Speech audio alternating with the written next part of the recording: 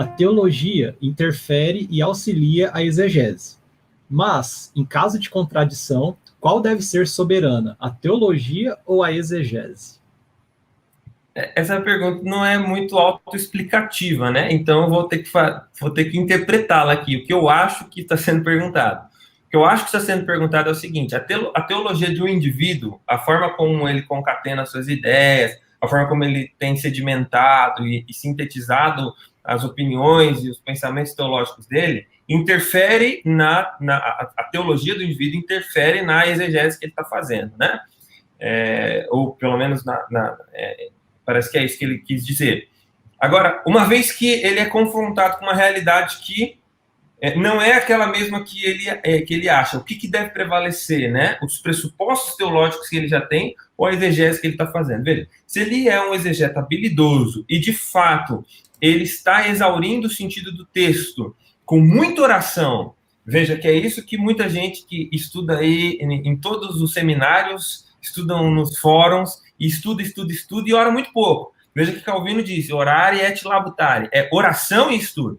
Então, se o sujeito está orando muito, está labutando muito, e aí ele chegou a conclusões que são contra ele, que são contra as pressuposições teológicas dele, então o que vale é a verdade bíblica. O que vale é a verdade bíblica. Nós não somos católicos que colocamos a tradição no mesmo pé de igualdade que a Escritura. Então, se por muita oração, crendo que o Espírito Santo nos guiaria a toda a verdade, como predisse Jesus Cristo, e com muito labor teológico, se chegou a uma conclusão que é contra a minha teologia, então a minha teologia precisa ser revisitada.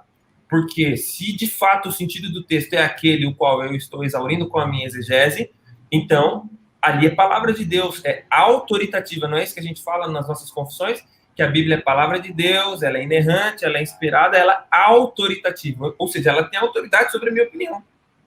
Então é isso. Uma coisa também que é interessante ser falado é o seguinte: toda teologia ela é uma construção teórica humana, então assim totalmente passível de equívocos, falhas e dependente de pressuposições, como o Guilherme falou, e os tijolos que são fornecidos para a construção do castelo teológico, eles são retirados da exegese e da hermenêutica, da interpretação bíblica. Então, o que a gente chama de teologia bíblica é um trabalho de você ir ao longo do que a própria Escritura apresenta, pegando materiais, pegando pedras. Então, pense nós três aqui, fazendo esse trabalho de, eu vou e pego uma pedrona lá de Gênesis e falo assim, olha, aqui em Gênesis fala que nós somos criados à imagem e semelhança divina. É só isso que fala. Toma aqui uma pedra, esse pedregulhão aqui.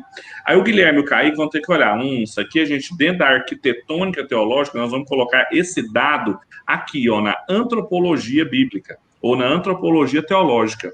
Porque é lá que coloca. E aí, junto dele vai também vir que o pecado afetou o ser humano e tal. Então, vocês entenderam que a gente vai tirando as coisas das escrituras e vai construindo lá. A teologia sistemática, ela tem esse nome por causa desse trabalho exegético que não é sistemático.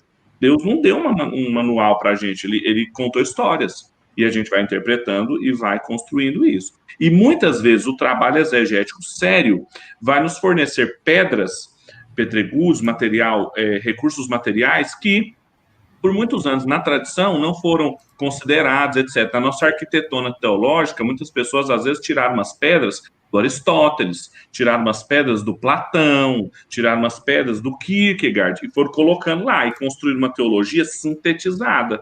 E aí vem um exegeta falando, olha, esse tijolo que está aí, é fake aí, esse tijolo não deveria estar aí, a pedra é essa aqui, ó, e aí a gente troca, entendeu? Então, por isso que, às vezes, realmente, a exegese, ela contradiz uma construção teológica anterior. Aí, quando isso acontece, é a exegese que prevalece. Sempre o texto bíblico, depois inspirado, pressuposto de que é a palavra de Deus, entendido por meio de iluminação do Espírito Santo e com trabalho exegético sério. Então, assim, se tem uma coisa que vocês têm que valorizar muito, estudar muito, é entender o texto no seu contexto original, com a intenção dos seus autores, na sua tessitura própria do texto, gênero, essas coisas, e aí a leitura de vocês tem o espaço da criatividade para aplicação, etc. Mas exegese é aonde diferencia os homens dos meninos ou as mulheres das meninas.